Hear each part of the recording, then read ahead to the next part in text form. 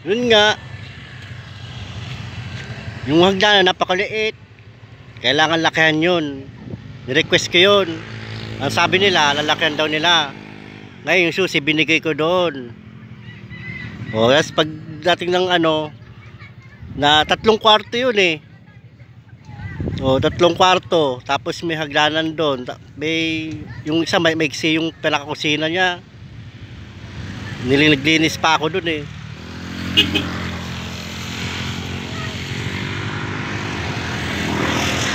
Hindi natin alam kung anong merong doon, bakit nagkakaganon. May terrace nga, ang terrace nun parang ang lit-lit, parang duwende yung mayaan terrace nun eh.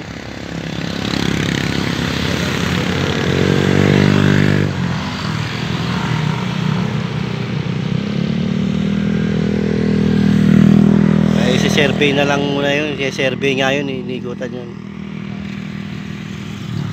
Kaya malalaman yun. This home, this survey.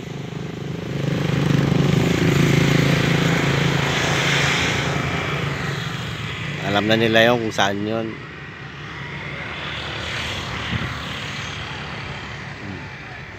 Hindi natin alam yung hagdanan dun eh. Hindi natin alam kung papuntang impyerno, papuntang langit yung hagdanan na yun dahil napakalit eh. Mga akit dun, duwende ata akit dun. Tapos yun na lang yung peranggot na lupa, aagawan ka pa.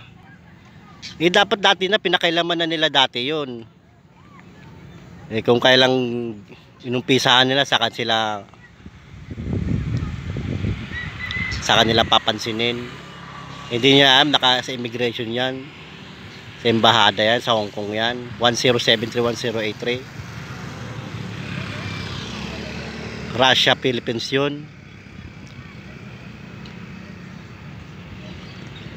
Ramon Nucedo yun.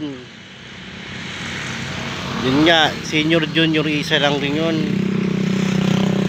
Dahil yung pension ko, nirequest ko sa father ko para ma-aproba. Na-aprobahan naman, kaya nga ako nakaalis 2017, 2018, di ba? Nasa Hong Kong ako 2017, 2018, pinalive ka ako nun eh. Kaya naumpisahan yun, kaya nagpasa ako ng requirements ng 2019 December 7. Yung maliit na semikalbo, Dilacruz ang pangalan din. Tapos January 8 kay Beledo nagrekomenda muna ako December 24, 2019, tapos 2020 kay Beledo na excuse. Tapos nag-report ako ng mga nangyari. Ganoon naman. Tapos bumalik rin naman ako nakarang December, January 24. Tapos February 14 nilive na ako dun sa home sa 449 General Luna Estates Reyes Corner na yung bahay ay mansion. Ba't ganun nangyari? Kaya ang ginawa ko, nag-survey ako sa Asia Brewery, nagpasa ako ng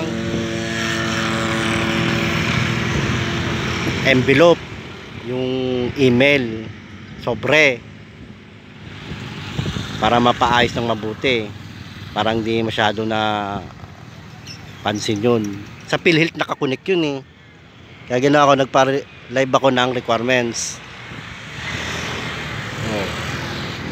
Kaya yung iba, in-architect ko na lang para matapos lang, tapos saka na lang baguhin pa unti-unti. Eh nangyari, parang di nila na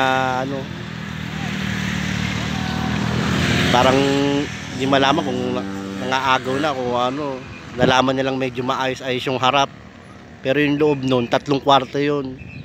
Tapos makipot lang nga yung hagdanan.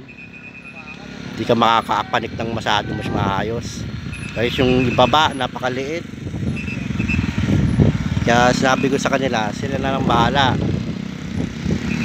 Kunin ko sa LTO yun. Arnocedo Jr. Nagserbisyo ko. Hindi ako humingi kahit nagpasa ako requirements complete. Pati George City President, nagpasa ako para sigurado sureball. Anong nangyari? Parang daig pa ako ni-hold up eh. Daig pa nila hinold up yung mga requirements eh. So Sumasahod sila sa akin, di nila alam. Kaya nangyari ganun. Kaya masasabi niyan, God bless. Ayun, may pinipituan niya na dun. Oh.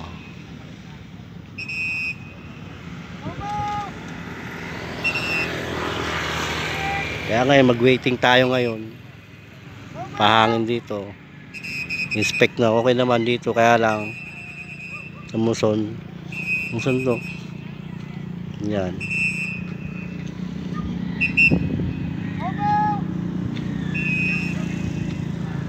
Ito na lang. God bless.